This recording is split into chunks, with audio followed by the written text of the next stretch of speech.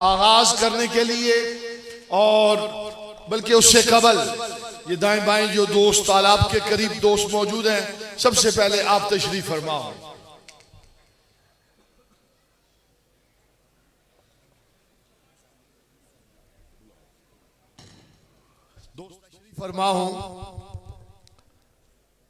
دوست احباب تشریف فرما ہوں۔ اگر نیاز احمد نیازی صاحب اگر قریب ہے تو وہ میں ملتمس ہوں جناب نیاز احمد نیازی پشاوری، ان کی خدمت میں وہ تشریف لائیں اور اس دوسری نشست کا آغاز چند کلمات، چند اشعار بارگاہ رسالت مآب صلی اللہ علیہ وسلم میں اپنی محبتوں اور عقیدتوں کا نذرانہ پیش کریں۔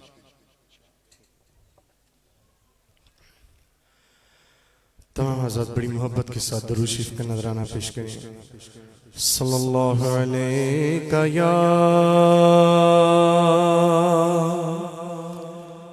یا رسول اللہ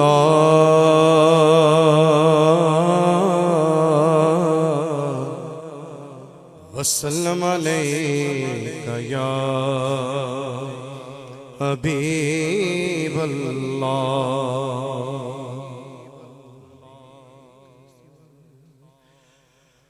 ہر ایک صفت کا تیری ذات سے حصار کیا،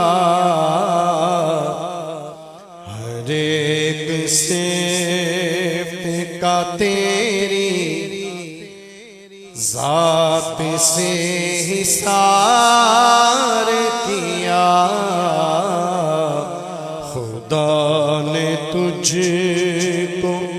مشیت کا شاہکار کیا، خدا نے تجھ کو مشیت کا شاہکار کیا، تیرے کرم فقیروں کی جھولیاں بھر دی، تیرے کرم نے فقیروں کی جھولیاں بھر دی، تیری نظر گداؤں کو شہریار کیا، تیری نظر نے گداؤں کو شہریار کیا، سجا کے خط میں نبوت کا تیرے سر پر تاج، سجا کے خط میں نبوت کا تیرے سر پر تاج، خدا نے تجھ کو رسولوں کا تاجدار کیا، خدا نے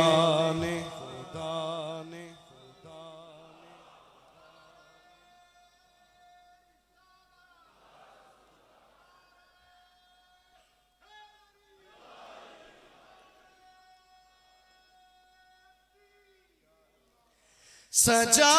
کے خط میں نبوت کا تیرے سر پر تاج، خدا نے تجھ کو رسولوں کا تاجدار کیا، خدا نے تجھ مجھ کو رسولوں کا تاجدار کیا،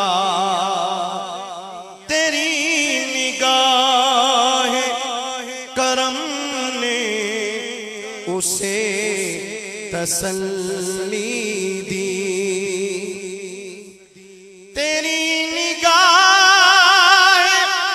کرم نے اسے تسلی دی، وہ آنکھ جس کو زمانے نے اشک بار کیا، تیرے طفیل ہے محشر میں سر بلند نصیب، تیرے طفیل ہے محشر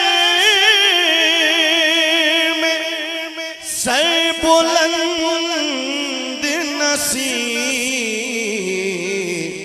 تیرا کرم کہ اسے امتی شمار کیا، تیرا کرم کہ اسے امتی شمار کیا۔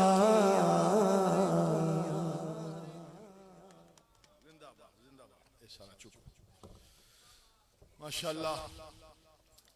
دوست اب آپ تشریف فرما ہو۔ دوسری نشست کا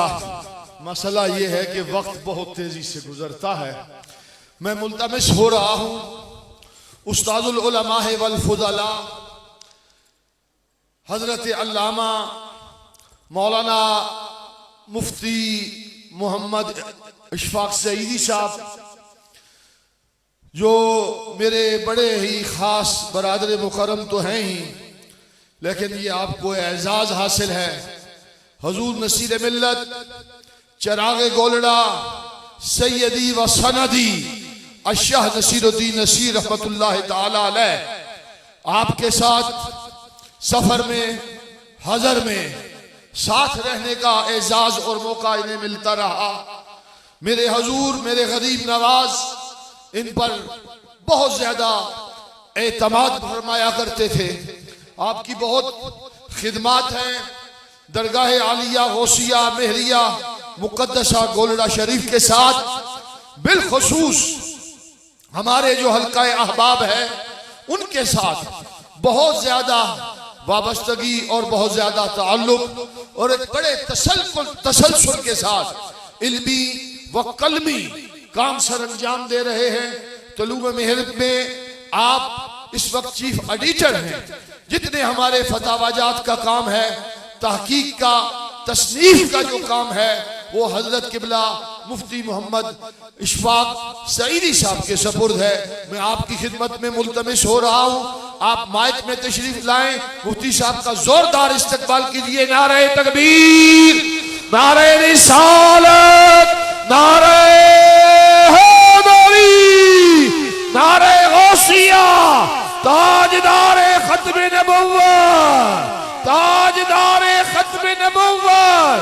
تاجدار ختم نبوت، حق نصیر، حق نصیر، حق نصیر۔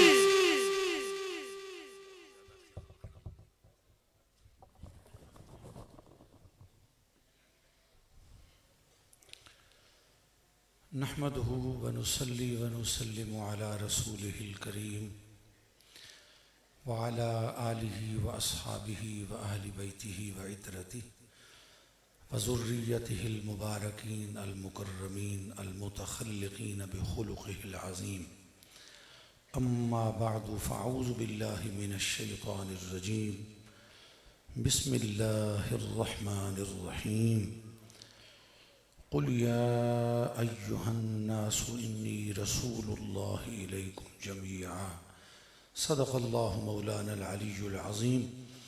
إن الله وملائكته يصلون على النبي يا أيها الذين آمنوا صلوا عليه وسلموا تسليما، اللهم صل على محمد وعلى آل محمد وبارک وسلم۔ انتہائی قابل احترام و احتشام و اکرام سادات والا شان علماء کرام، برادران طریقت، اہل محبت و عقیدت و الفت، حاضرین و ناظرین و سامعین گرامی منزلت، آج کی اس محتم بالشان مکرم بالاذعان والایقان والعرفان، فقید المثال اور باکمال بین الاقوامی ختم نبوت کانفرنس میں اللہ تبارک و تعالی جل شانہ اس بندہ مسکین سمیت سب کی حاضری کو شرف قبولیت اور اعزاز پذیرائی عطا فرمائے۔ یہ ایک حقیقت ہے کہ گولڈہ شریف کی درگاہ عالیہ آستان عرش نشان کو بہت حوالوں سے، بہت جہتوں سے، بہت پہلوؤں سے جو امتیازات اور اختصاصات اللہ تعالیٰ نے عطا فرمائے ہیں، ان میں سے ایک یہ بھی ہے کہ اس درگاہ شریف پہ کوئی سال میں کوئی صرف ایک فنکشن یا کوئی تقریب نہیں ہوتی۔ تمام دیگر جو دربار ہیں، مزارات ہیں، آستانے ہیں، ان پہ ایک مرکزی فنکشن ہوتا ہے جس پہ مریدین اور متعلقین اپنی تمام تر توانائیاں صرف کر کے پہنچتے ہیں، لیکن گولڈہ شریف وہ درگاہ پاک ہے کہ جس پہ سال میں متعدد آراس کی محافل منعقد ہوتی ہیں، اور مریدین تمام محافل اور مجالس میں سعی اور کوشش کرتے ہیں پہنچنے کی، دور دراز سے سفر کر کے، اور پھر ان آراس کی محافل پر مستضاد یہ ختم نبوت کانفرنس کا عظیم اجتماع ہے کہ جس میں صرف ملک بھر سے نہیں بلکہ پوری دنیا سے غلامان تاجدار ختم نبوت پہنچتے ہیں۔ اور ان حالات میں آج کل ہمارا ملک سیکورٹی کے حوالے سے، اندرونی اور بیرونی خلفشار کے حوالے سے جن کیفیات سے گزر رہا ہے، ان پر دور دراز کے اور پسماندہ علاقوں سے اہل محبت کا پہنچنا، جہاں ان کی محبت، ان کی عقیدت، ان کی الفت اور ان کے اخلاص کا ثبوت ہے، وہاں حضور قبلہ عالم تاجدار گولڑا سیدنا پیر مہر علی شاہ رضی اللہ تعالی عنہ اور آپ کے خاندان عالی شان کی محبوبیت اور کرامت بھی ہے۔ تو پوری دنیا سے یہاں احباب تشریف فرما ہیں۔ میں نے بالکل اختصار سے ایک دو باتیں عرض کرنی ہیں کیونکہ کچھ اور خطابات بھی ہونے، اور خصوصاً تصویر نصیر ملت پروردہ آغوش ولایت حضور قبلہ پیر سید غلام شمس الدین شمس گیلانی الحسنی والحسینی دامت برکاتہم القدسیہ، ان کا خطبہ خاص، خطبہ صدارت بھی ہونا ہے۔ تو میں ایک دو باتیں عرض کروں گا۔ پہلی بات تو یہ ہے کہ دلائل کے حوالے سے، کتاب و سنت سے، صحابہ کرام رضوان اللہ تعالی علیہ مجمعین اور سلف صالحین کے اقوال، ارشادات اور فرمودات کی روشنی میں آپ عقیدہ اور مسئلہ ختم نبوت پر دلائل، حجج اور براہین بارہا سن چکے ہیں، اور آج بھی آپ سن چکے ہیں، سن کے بیٹھے ہیں اور سن رہے ہیں۔ یہ مسئلہ بالکل واضح ہے، اس میں کوئی ابہام، کسی قسم کی شک و شبہ کی گنجائش نہیں ہے کہ ہمارے آقا و مولا صلی اللہ علیہ وسلم اللہ کے آخری نبی، آخری رسول ہیں، اور آپ کے بعد کوئی شخص ماں کے پیٹ سے پیدا ہو کر آئے اور کسی حوالے سے کسی قسم کی بھی نبوت یا رسالت کا دعویٰ کرے، وہ کافر ہے، مرتد ہے، دائرہ اسلام سے خارج ہے۔ اور اس کو کافر نہ ماننے والے، اس کو سچا جاننے والے، یا اس کے سلسلے میں کسی قسم کا توقف یا مداہنت اختیار کرنے والے بھی دائرہ اسلام سے خارج ہیں، کافر ہیں۔ یہ شرعی قوانین کے علاوہ ہمارے ملک پاکستان کا جو آئین ہے اس میں بھی یہ چیز موجود ہے، جس کو مختلف اوقات میں ختم کروانے کے لیے یا اس میں کسی قسم کے تغیر و تبدل کے لیے مختلف ہتھ کنڈے استعمال کیے گئے ہیں، لیکن اللہ کے فضل و کرم سے ابھی تک وہ آئین اور قانون کی شکل بھی محفوظ ہے، اور اس پاکستان کی سرزمین پر کسی گورنمنٹ کو، کسی حکومت کو، کسی ادارے کو اس میں انشاءاللہ رد و بدل کی کوئی جرت نہیں ہوگی۔ اگر کسی گورنمنٹ نے، کسی حکومت نے، کسی ادارے نے، کسی جج وغیرہ وغیرہ کسی نے بھی اس میں کوئی خیانت یا بددیانتی یا کوئی تغییر اور تبدیل کی کوشش کی تو اللہ کے فضل و کرم سے حضور علیہ السلام کے تمام غلامان اور بالخصوص متعلقین آستان عالیہ غوثیہ میریہ گولڈا شریف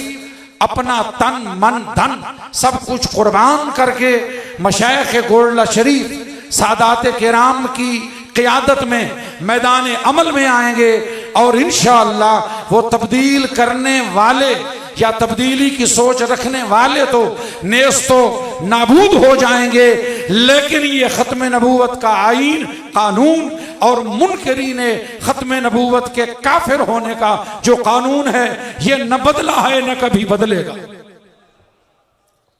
اور اس کے بعد یہ ذہن میں رکھیں کہ یہ اگر اسلامی دینی معتقداتی حوالوں سے ہٹ کر اخلاقی حوالوں سے بھی دیکھا جائے تو مرزا قادیانی کی جو کتابیں ہیں، جو اس کی تصنیفات ہیں، ان میں اخلاقی حوالے سے بھی اتنی غلاظت اور اتنا گندا مواد بھرا ہوا ہے کہ جس کو ایک شریف آدمی، باوقار آدمی نہ پڑھ سکتا ہے نہ پڑھ کے برداشت کر سکتا ہے۔ یہ میں مجمع عام میں عرض کروں کہ اس میں آج اگر کوئی قادیانی یا کوئی کہے کہ ہمارے متعلق یوں کہا جاتا ہے یا یوں کہا جاتا ہے، اللہ کی قسم ہم مسلمانوں کو یہ حق حاصل ہے، مکمل حاصل ہے کہ ہم ان کا محاسبہ کریں اور ان کے خلاف گھیرا تنگ کریں، کیونکہ وہ مرزا قادیانی نے اپنی کتابوں میں اپنی نبوت کے جو منکرین ہیں، جو اس کو نبی نہیں ماننے والے، ان کو جنگلی خنزیروں کی اولاد کہا ہے، ان کو معاذ اللہ خواتین کو سورنیاں کہا ہے، اور اپنی نبوت کے جھوٹی نبوت کے منکرین کو حرامی تک، والد الزنا تک کہا ہے۔ ایسی گندی خلیز گالیاں دی ہیں کہ ہم مسلمانوں کو یہ حق پہنچتا ہے کہ ہم ان کا محاسبہ بھی کریں اور اس سرزمین پر ان کی کوئی بات نہ چلنے دیں، اور اسلام کا کوئی شعائر میں سے، علامات میں سے کوئی چیز انہیں استعمال نہ کرنے دیں۔ یہ ہمیں اسلامی اخلاقی ایک انسان ہونے کے حوالے سے بھی یہ حق حاصل ہے۔ اور پھر اس کے علاوہ میں باہر کی دنیا کی توجہ اس طرح مبذول کراؤں گا کہ یہ اسلام دشمنی میں یہ قادیانی اور یہ عیسائی آج ایک ہو چکے ہیں۔ اگر کبھی غور سے، اگر کبھی غیرت سے حضرت عیسیٰ علیہ السلام کو ماننے والے، ان کا امتی کہلانے والے مسیح حضرات بھی اگر مرزا قادیانی کی کتابوں کا مطالعہ کرے تو اس میں اس نے حضرت عیسیٰ علیہ السلام کو اور حضرت سیدہ مریم بتول سلام اللہ علیہا کو جو مغلظ گالیاں دی ہیں، ان کے متعلق جو غلیظ الفاظ استعمال کیے ہیں، اس کے بعد کسی مسیحی اور عیسائی کی یہ جرت ہی نہیں ہوگی اور اس کو اس کا ضمیر اجازت ہی نہیں دے گا کہ وہ صرف پاکستان میں نہیں، یورپ میں کہیں بھی وہ مرزا قادیانی کے ماننے والوں کا دفاع کریں، ان کی غیرت انہیں اجازت ہی نہیں دے۔ ضرورت یہ ہے کہ شرعی قواعد اور کتاب و سنت کے دلائل کے ساتھ تو ہم ان کا غیر مسلم ہونا، کافر ہونا ثابت کر چکے، اور حضور قبلہ عالم کی تصنیفات اس سلسلے میں محکم ہیں۔ ایک آخری فیصلہ ہے کہ جن کا کوئی جواب نہ بن سکا ہے نہ بن سکے گا، لیکن ضرورت ہے کہ ہم باہر کی دنیا اور جو ہمیں انسانیت کے اخلاقیات کا درس دیتے ہیں ان قادیانیوں کے حوالے سے، ہم ان کے سامنے مرزا قادیانی کی کتابوں میں سے یہ چیزیں بھی نکال کے باہر لائیں، لوگوں کو روشناس کرائیں کہ نبی ہونا، مسلح ہونا مجدد ہونا تو بڑے دور کی بات ہے. مرزا قادیانی کی کتابوں کو پڑھو، وہ تو ایک باعزت اور شریف انسان کہلانے کا بھی حقدار نہیں تھا. اس کا جو اسلوب بیان ہے، جو کتابیں ہیں، جو تعلیمیں ہیں، اور پھر ایک شخص جو ذہنی طور بھی اب نارمل ہو، جس کا ایک دعویٰ بھی نہ ہو، جو ایک لمحے میں نبی بنے، رسول بنے، ایک لمحے میں خدا بنے، ایک لمحے میں مرد بنے، دوسرے لمحے میں عورت بنے، ایک مرحلے میں اپنے آپ کو عیسیٰ کہے، دوسرے میں مریم کہے، اس قسم کی جو باتیں کرے، ایسا اب نارمل آدمی تو اس کو نبی تو نبی، ایک سیدھا سادہ انسان ماننے کے لیے بھی عقل تیار نہیں ہے. ان حقائق کو ذہن میں رکھیں، ان پر غور و فکر کریں، اور انشاءاللہ ہم کوشش کریں گے کہ ایسے تمام غیر اخلاقی جملے جو کوئی انسان اپنے متعلق برداشت نہیں کر سکتا، اس کو مرزا قادیانی کی تمام کتابوں سے نکال کر اشاعت کر کے آپ لوگوں تک پہنچائیں، باہر کی دنیا تک پہنچائیں، تاکہ لوگوں کو سمجھ تو آئے کہ ان کے ساتھ اختلاف کی نوعیت کیا ہے. اللہ تعالی ہمیں عقید ختم نبوت کے لیے ہمہ قسمی قربانیوں کے لیے تیار رہنے کی توفیق عطا فرمائے، اور اللہ تعالی اس آستانے کو تا ابد قائم اور دائم رکھے کہ انشاءاللہ جب بھی کوئی محفوظ رسالت کے حوالے سے یا ختم نبوت کے حوالے سے کوئی بھی مرحلہ آئے گا تو انشاءاللہ قیادت کا صحرا حضور اعلیٰ کی اولاد کے سر پر رہے گا، اور ہم غلامان ان کی قیادت میں، ان کی سیادت میں، ان کے زیر سایہ اپنا فریضہ ادا کرنے اور اپنا سب کچھ قربان کرنے کے لیے ہمہ وقت تیار ہیں. اگر میری ان باتوں سے آپ کو اتفاق ہے تو عقیدت کے 2 جملوں کا جواب عقیدت